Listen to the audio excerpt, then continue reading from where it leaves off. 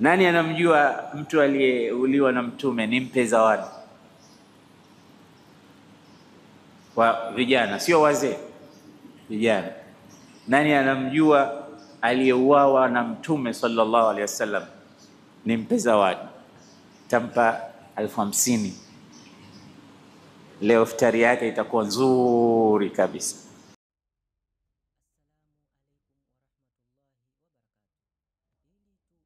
Chochote kikipita mipaka, nasema Waarabu, inqalaba ala dhiddi, kinakuwa kimebadilika. Something kikiwa ni kikubwa, too much of something is poisonous.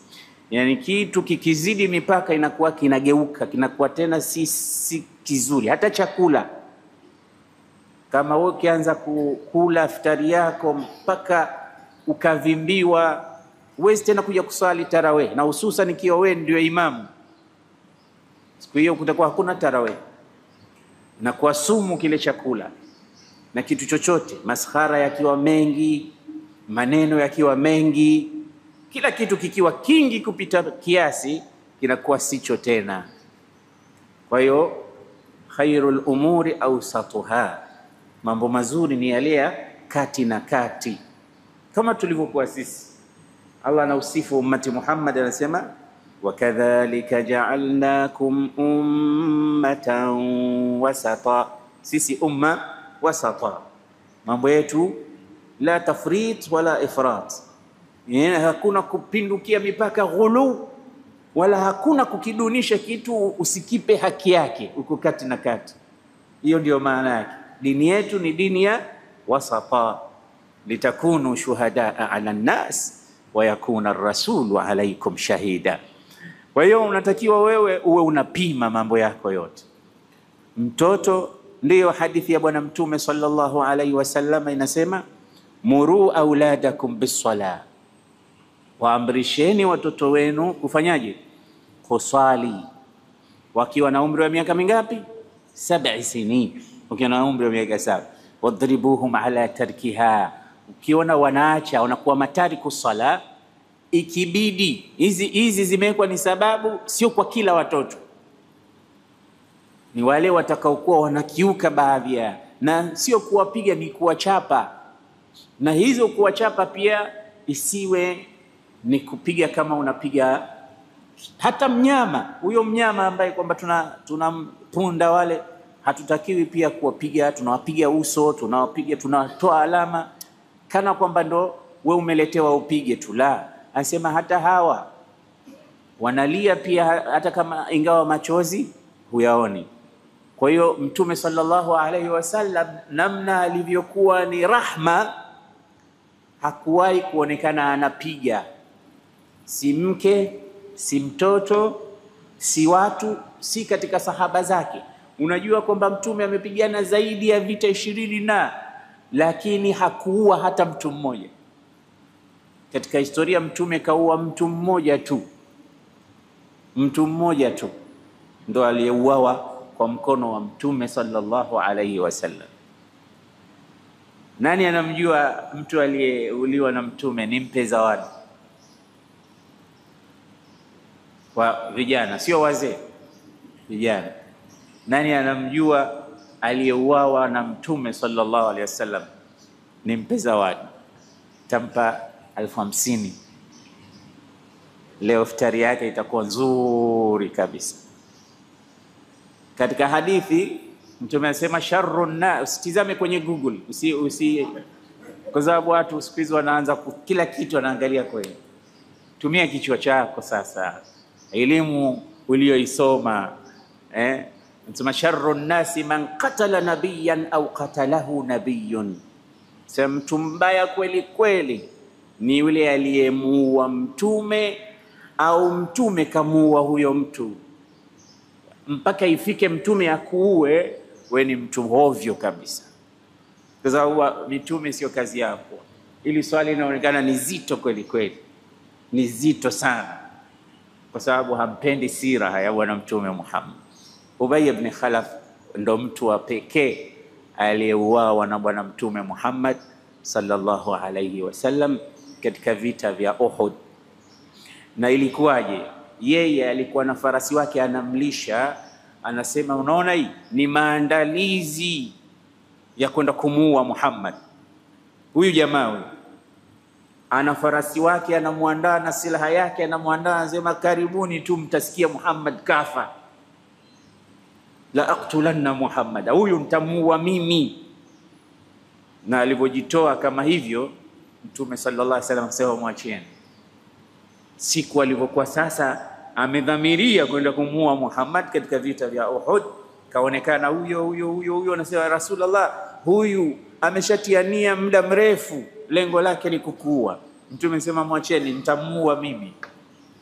Mtume kachukua mikuki ile mirefu kutoka kwa mtu, kamrusha, na angalia, umemscratch, haukumuingia kwenye mwili wala uliscratch tu mwili wake, akadondoka, akaanza kupiga kelele, jamani kisha niua Muhammad, hata haukukuchoma. Sasa maadamu kasema ataniua, mimi nitakufa. Na kweli kafa, na kile kilicho subhanallah, huyo ndio mtume wetu Muhammad. Kwa nini nasema hivyo? Kwa sababu wama arsalnaka illa rahmatan lilalamin, hatukukutuma we Muhammad isipokuwa uwe ni huruma kwa watu wote. Ndivyo ndivyokuwa mtume. Laqad jaakum rasulun min anfusikum azizun alayhi ma anittum harisun alaykum bilmu'minina raufur rahim. Hizi sifa hizi ni za mtume Muhammad. Laqad jaakum rasulun, mtume amekujilieni mtume, min anfusikum, anatokana na nyinyi, azizun alayhi ma anittum, anapata tabu sana kuona nyinyi hamwendi katika njia ya sawa, linamuumiza kweli kweli kuona watu wake wanapotoka. Harisun alaikum, anapupa kweli kweli ya kutaka nyinyi muongoke mwende peponi. Bilmu'minina raufur rahim, kwa waumini ni mpole tena mwenye huruma. Hiyo ndio sifa ya bwana mtume Muhammad, na hiyo ndio sifa inayotakiwa uwe nayo wewe kama mzazi. Allah anasemaje? Fabima rahmatin min Allah linta lahum, bado ni awsaf za rasulil azim. Walau kunta faddan ghalidha alqalbi lanfaddu min hawlika fa'fu anhum wastaghfir lahum washawiruhum fil amri fa idha azamta fatawakkal ala Allah inna Allaha yuhibbul mutawakkilin. Fabima rahmatin min Allah linta lahum, kwa rehma ambayo Mwenyezi Mungu amekupa, amekujalia wewe Muhammad, umekuwa laini, linta, mnyumburufu kwa hawa watu. Hivyo ndivyo alivyokuwa mtume, yani flexible, na ile flexibility kutokana na huruma yake Allah subhanahu wa ta'ala alipomba linta lahum. Walau kunta faddan, ungekuwa fadhuli, ghalidha alqalb, mwenye moyo mkavu uliosusua, lamfaddu min hawlika, wangekukimbia. Lakini ulaini wako, huruma zako, na namna ulivyokuwa flexible kwa watu walikuwa na kukimbilia. Wa hakadha kunu, hivi alivyo mtume Muhammad ndio sisi tunatakiwa tuwe. Watu wawe wanatukimbilia, sio wanatukimbia. Kama unakimbiwa na watu wewe kwa sababu ya tabia zako, isikilize hii hadithi ya bwana mtume. Mtume anasema inna sharra an-nasi manzilatan 'inda Allah rajulun tarakahu an-nasu ittiqa'a fuhshihi. Watu watakaokuwa na pahala pabaya siku ya kiyama mbele ya Allah ni mtu ambaye watu wamemkimbia kwa sababu ya ubaya wa tabia zake na ulimi wake. Hamjawahi kuona watu wanaogopewa kwa sababu ya maneno yao? Fulani huyu hataki kutukana, kaa kimya. Kwa nini? Sababu ni watu wanajulikana. Akikuingia huyo katika 18 zako, utashika adabu yako. Wapo watu hao, si wanawake, si wanaume. Wenzao wanawaogopa, si kwamba eti wana nini wala nini, la, ittiqa sharrihi, kwa sababu ya kuepuka shari zake. Na mwenyewe anajijua. Na mara nyingine anasema, mimi watu wananiogopa bwana, wanajua tu ulimi wangu mimi hauchagui. Anasema, wewe ukinipa kilo mimi nitakupa kilo 100. Watu wananijua wenyewe, wananiogopa. Wakiniona mimi nipo tu katika vikao wanaufyata. Anajisifu hiyo. Wakiniona nipo tu mimi pala popote, wanaakhirisha. Watu wanakuogopa si kwa nini? Wewe unajifikiria ni mtu mwema mzuri, la. Binadamu mwovu ni yule ambaye watu wanamkimbia kwa sababu ya shari za ulimi wake. Na wako wengi. Wako wengi. Isiwe hivyo. Muislamu unatakiwa uwe na ulimi mzuri, uwe na ulimi bora, uwe na tabia nzuri. Khairun nasi anfa'uhum lilnas, watu wazuri ni wale wenye kuwafaa watu. Sasa Muislamu ukijiona unakimbiwa kwa sababu ya vijitabia fulani fulani, hebu jirudie vizuri imani yako na Uislamu wako na tabia zako. Kwa hiyo mtume wetu alikuwa mtu mpole, mkarimu, mwenye huruma, na hizi ndio tabia zetu. Kwa hiyo hakupiga, hakuua, na yule aliyeuawa alijitakia.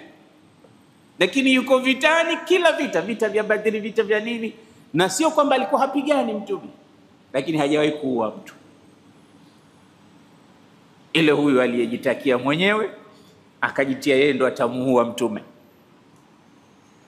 Na angekaa huko mbalimbali pia asingeuawa na mtu, angeuawa tu na watu wengine. Kwa ajili hiyo, baba, unapomtesa mtoto wako, kumbuka kwanza maisha ya mtume alivyokuwa anaishi, kwa sababu mtume alikuwa na watoto pia. Unapompiga mke wako, mtume alikuwa na wake pia. Unapowalea watoto wako, mtume alikuwa na watoto pia. Watoto wake wote ingawa walikufa mapema, kwa sababu hakuna mtoto wa mtume aliyefika umri wa miaka hata 40 katika maisha. Hakuna katika umri wa watoto wa mtume aliyepitiliza miaka 30 akaingia 40, hakuna.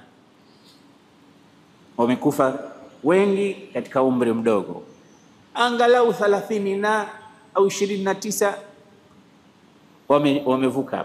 Lakini wengi wamekufa wadogo, wengine wamekufa wachanga kabisa, hususan wa kiume, akina Qasim na Abdullah na Ibrahim. Mtume alikuwa na watoto wangapi? Ili sitoi hela na wauliza watu jumla. Alikuwa na watoto wangapi? 7. Watoto wangapi wa kike, wangapi wa kiume?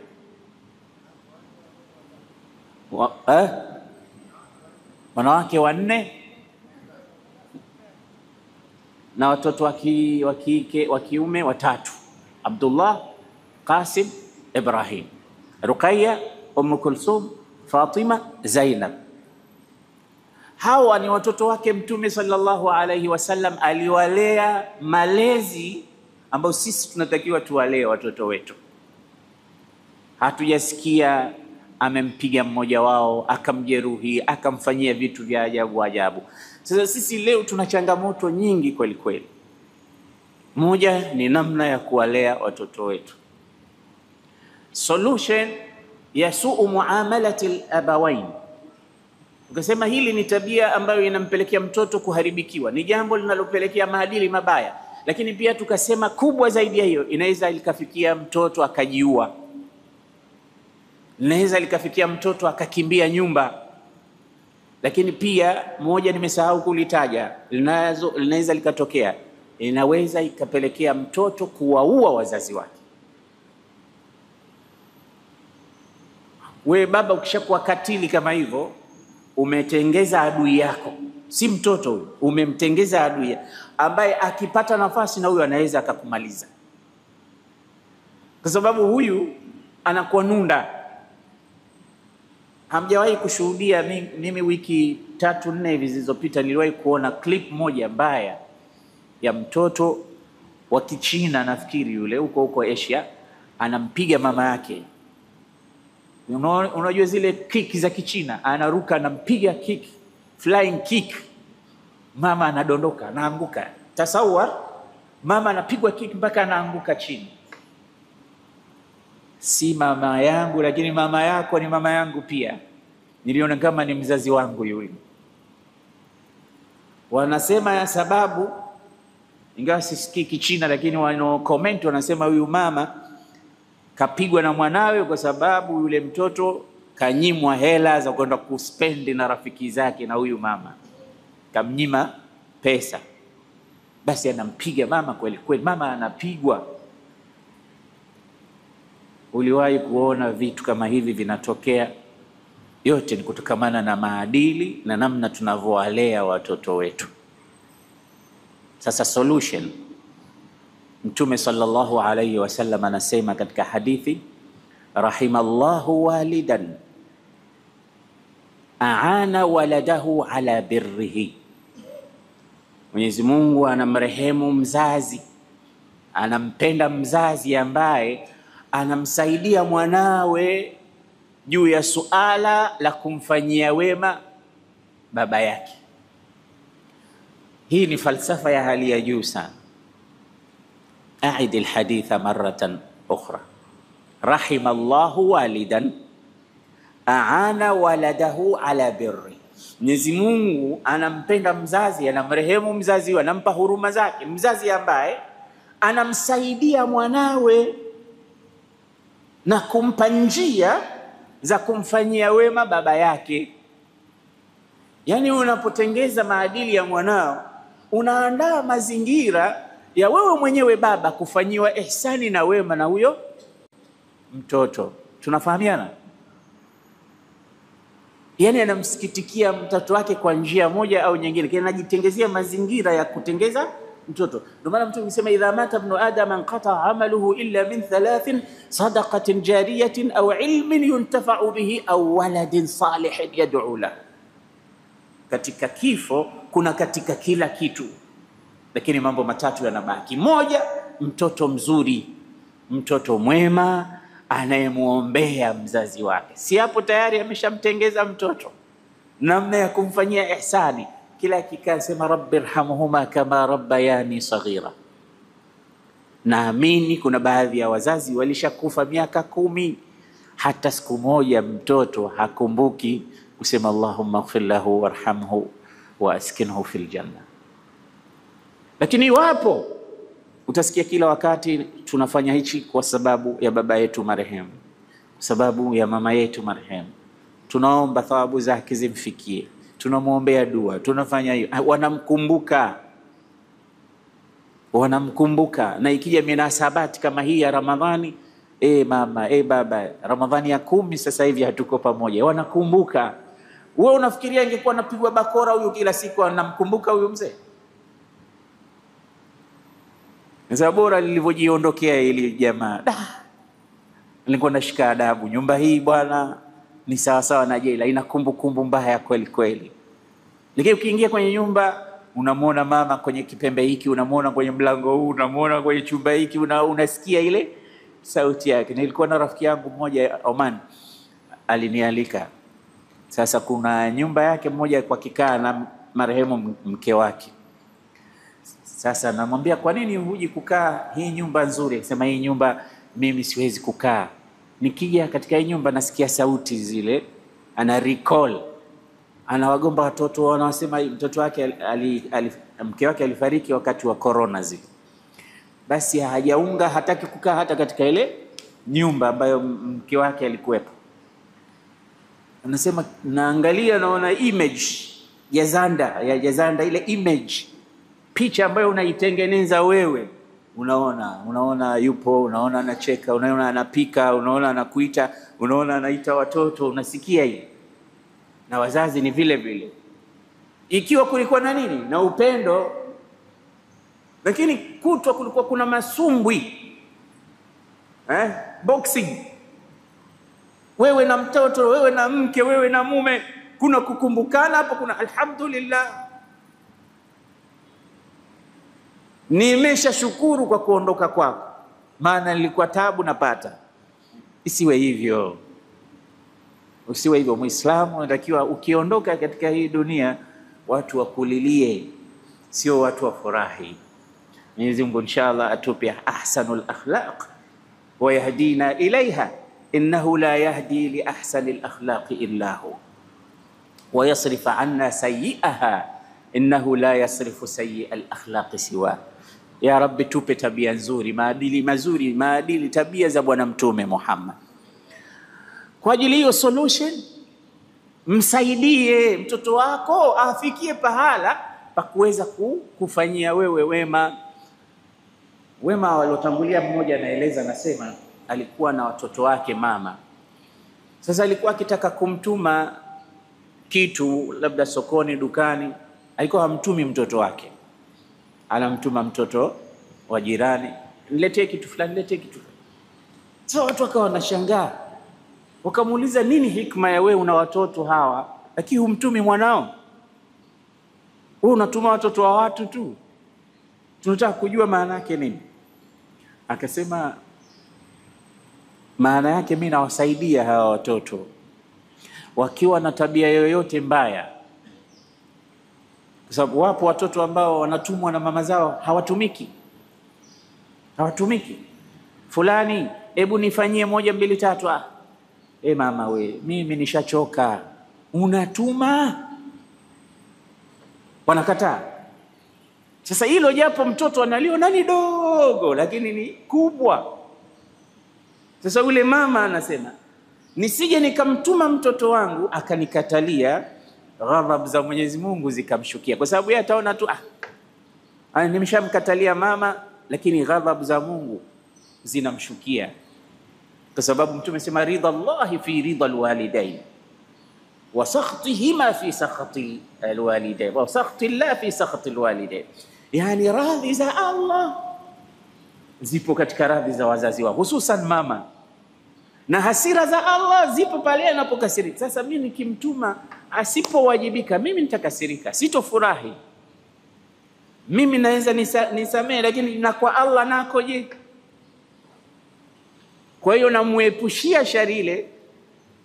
Mtoto wa mwenzangu hata kama atanikatalia, sio kama mtoto wangu kunikatalia. Kwa hiyo mimi nafanya hivi kwa sababu upendo ulionijaa kwa watoto wangu. Inaweza ikampitikia hili jambo akakataa kwa makusudi kabisa. Mmeona namna watu wengine wanavyowasaidia watoto wao. Utaona kama labda anawadekeza wenyewe, mimi namsaidia. Akisema no huyu kwa amri yangu mimi, hasira za Allah. Ndio Imam Hasan al-Basri alayhi rahmatullah anasema alipokuwa akija mama yake alikuwa anaonekana mtu mwingine. Mnaweza mkawa mko pamoja, lakini akimwona mama yake anabadilika totally kabisa. Wakamuuliza, kwa nini ukimwona mama wewe unabadilika? Anasema innani amama insana, mimi ninakuwa mbele ya mtu yarda Allahu li ridaha wa yaghdabu Allahu li ghadabiha. Iko mbele ya mtu ambaye Mungu anafurahi kwa furaha yake na anakasirika kwa hasira zake. Mnafikiri nitakuwaje? Naogopa akiwa mbele yangu asije akaghadhibika fayaghdabu Allahu bisababi ghadabiha, Mungu akakasirika kwa ghadhabu zake. Kwa hiyo natafuta njia ya kumridhisha by any means. Kwa sababu gani? Ni mtu hatari. Kama ungekuwa una watoto aina hii, usingekuwa unajuta kumzaa mtoto fulani. Naamini kuna baadhi ya wazazi wanajuta, wanatamani usingekuwa mwanawe. Si kwa sababu yoyote, ni kwa sababu ya yale unayoyafanya. Unamtia aibu baba yako, mama yako, mzee wako. Inaonekana wao ndivyo walivyokulea hivyo, kumbe wao ni watu kabisa, wako innocent kabisa. Kwa hiyo jitahidi usiwatie aibu wazazi wako kwa tabia za ajabu ajabu, kwa mambo ya kifedhuli. Wewe unaona ni sifa, lakini ni kashfa hiyo. Binadamu hasifiwi kwa sababu eti tu ana mdomo mchafu au tabia mbaya. Unasafiwa makarimul akhlaq kama alizokuwa nazo Mtume mtukufu wa daraja.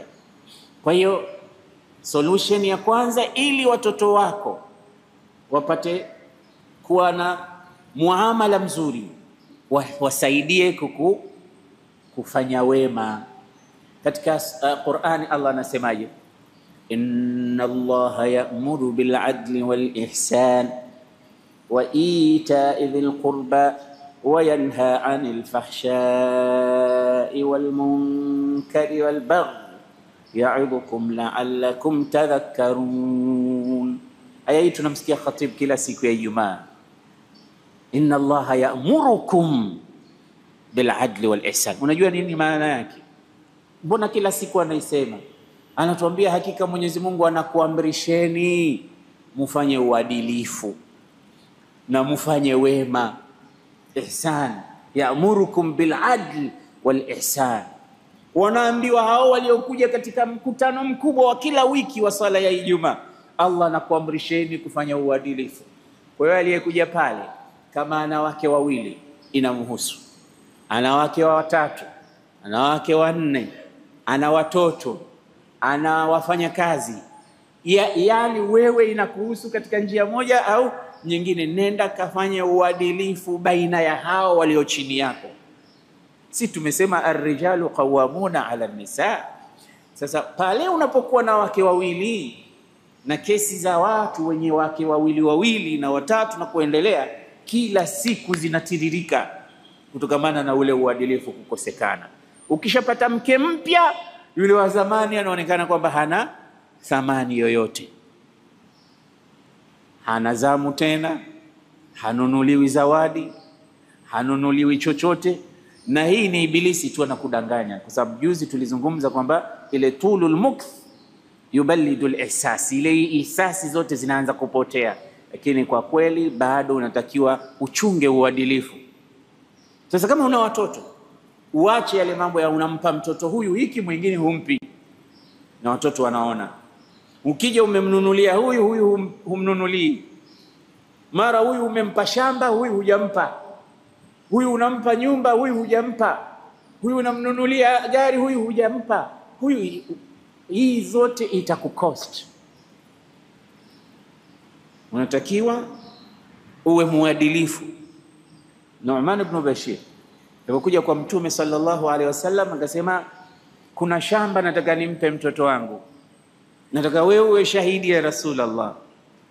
Akamwambia, akullahum a'taitahum albustan? Una watoto wangapi? Na watoto kadhaa Rasulullah. Wote ushawapa mashamba? Hapana, ni huyu tu. Anasema bas ashhid ala dhalika ghairi, katafute shahidi mwingine sio mimi.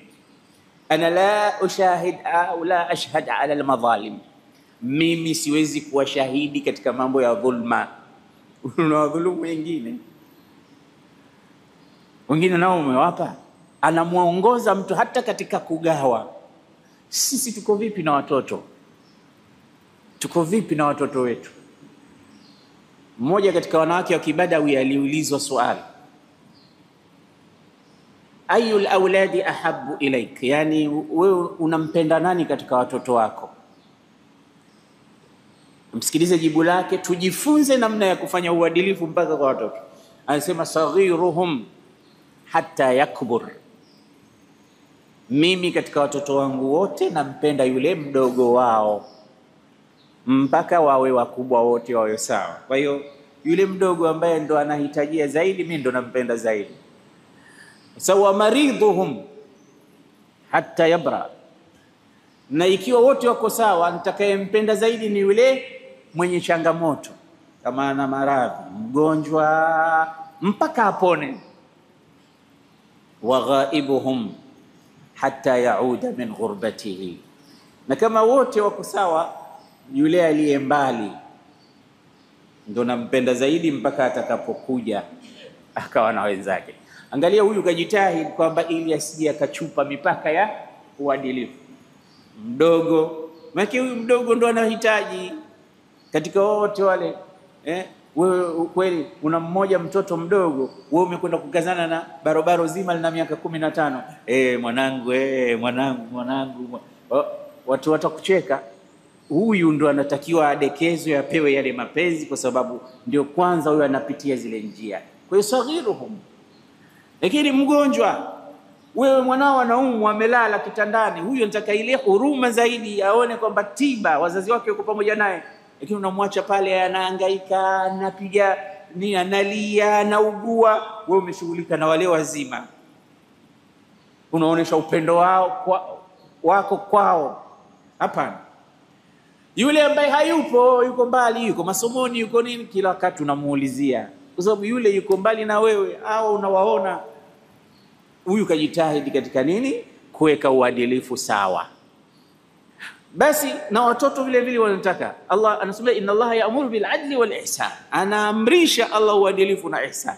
Wa ita'i dhil qurba, kuangalia watu wa karibu, kuwapa. Kama wewe ni tajiri, usiwape tu watu wa mbali, anza kuwapa watu wa karibu, alafu nenda kwa watu wengine. Sasa si watu wako wote hawapati chochote na wewe unakwenda mbali. Hapana, unatakiwa uanze wa ita'i dhil qurba wa yanha 'anil fahsha'i wal munkar.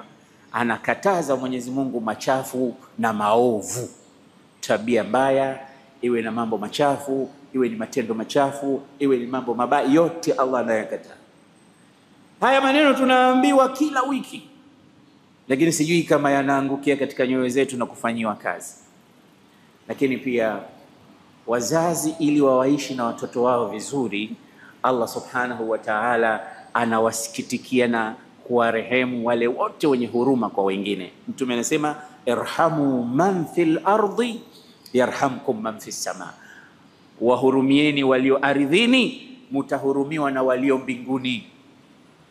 Arrahimuna, wenye huruma na wenzao, yarhamuhumur rahman, watahurumiwa na Allah. Na hakuna wanaostahiki zaidi kuhurumiwa kuliko watoto wetu, kuliko watu wetu wa karibu. Allah subhanahu wa ta'ala atakuhurumia kwa sababu na wewe una huruma. Yote haya ni matokeo ya kutengeza nyumba nzuri na kuondosha zile hasira za kupiga kipigo cha mbwa, kuwapiga watoto. Kwanza katika suala la hasira, Allah pia akatuongoza, anasema wasari'u ila maghfiratin min rabbikum wa jannatin 'arduha as-samawati wal ard u'iddat lil muttaqin alladhina yunfiquna fi as-sarra'i wad-dharra'i wal kadhimina al-ghayz wal 'afina 'anil nas wallahu yuhibbul muhsinin. Hizi aya zinatuhusu wazazi tulio nyumbani, ambao mtoto kavunja kikombe, kadondosha sahani, kamwaga chumvi, kamwaga maziwa, kapiga teke chakula kwa bahati mbaya, unazitoa bakora 5 zinavunjikia katika mgongo wake. Wewe unajua tabu gani tunapata sisi kwa kutafuta chakula? Wewe unajua kiasi gani tumehangaika? Basi kile chakula kilichomwagwa pale, gharama yake ni kupasuka mgongo kwa bakora zile. Hasira hizi zizuie, utaharibu kumlea mtoto, na kupiga sana sio kulea. Inshallah tukipata fursa katika hizi darasa, kama kutakuwa kuna nafasi nyingine, zipo baadhi ya njia na asalibu za kulea. Inshallah kama si mwaka huu, mwakani, kama si leo, kesho, Mwenyezi Mungu atupe umri mrefu, tutazitaja ili watoto, kwa sababu sisi sote hapa kama si wazazi sisi wenyewe ni wazazi watarajiwa. Wengi hapa wana watoto, kama hawana wanawake wanatarajia watoto, kama hata wake hawana, kesho kutu wataoa. Kwa hizi zitaklik, zitathubutu kukaa katika nyoyo zao, na inshallah zitafanyiwa kazi. Tutapata better generation ambayo itakuwa kuliko sisi inshallah.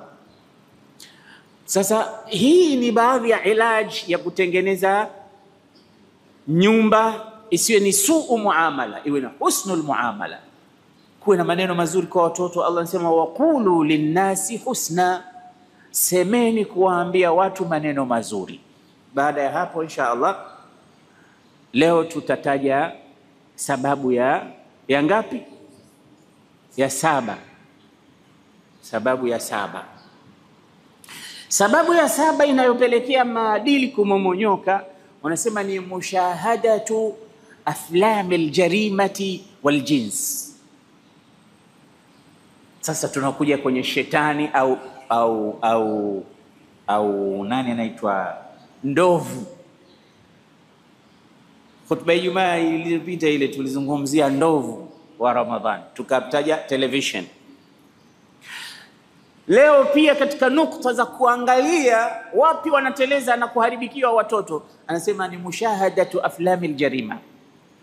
Katika filamu, katika movie, katika michezo ambao watoto wanatizama, zipo michezo ya jarima, yani ile gangster, wale watu magengi ya kihalifu ya kiharamia na polisi kufukuzana na hivi na hivi na zile, ingawa watu wanapenda, lakini zinaacha athari kwa watoto. Manake kuna baadhi ya majambazi na magenge ya kihalifu yanamfanya mtoto anamadmire yule genge lile adui. Kuna wengine wasema bwana mimi ndo lile kubwa la maadui. Anasema mimi ndo lile kubwa la maadui. Yani anatamani kuact kama yeye. Na hilo usifikirie ndo inaishia pale. Yani hivi vitu vina athari kubwa sana. Mimi na mtoto mdogo bado, katika watoto wangu wadogo wa mwisho mdogo, nafikiri sasa ndo anaingia miaka 6 au 7. Anasoma sasa, ameshaenda madrasa. Lakini kabla hajaenda madrasa yuko nyumbani tu. Sasa mama yake anapenda kumpa cartoon, kutizama cartoon. Kama yeye, wanawake unajua, akiwa na kazi, akiona anamsumbua na anamwashia cartoon anatizama. Basi anaongea Kiingereza fluently, kile cha Kimarekani. Lugha ile hajasomeshwa skuli wala chuoni, kwa sababu ya kudumu kuangalia zile lugha zao zile. Sasa ole wako ziwe ni za matusi, zote wanameza. Sasa wanasema huyu mtoto anasoma shule gani? Anasema hata hajaenda shule bado. Sasa amewezaje kuzungumza lugha hii na ile accent yake, hasa wale wa Marekani?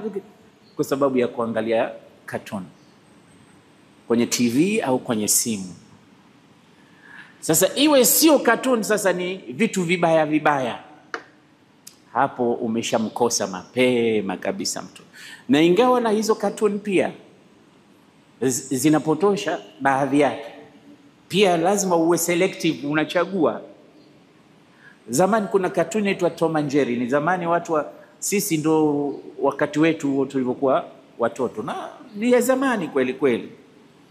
Ile pia ina ile slogan ya tit for tat, yani usikubali atakaye kufanya hiyo wewe mfanye kile kikubwa zaidi yao. Sinyi mnaona Jerry na Tom kila siku ni watu akikufanyia hivi mfanyie hivi.